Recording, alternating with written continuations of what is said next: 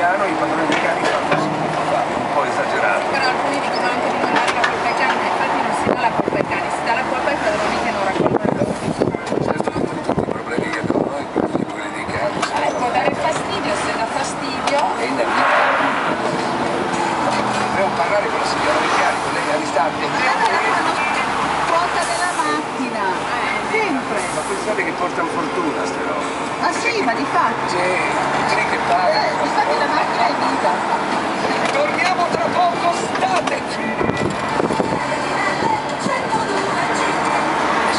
Per perdere peso in modo semplice, naturale ed economico, affidati a Naturhaus. Naturhaus perde peso mangiando.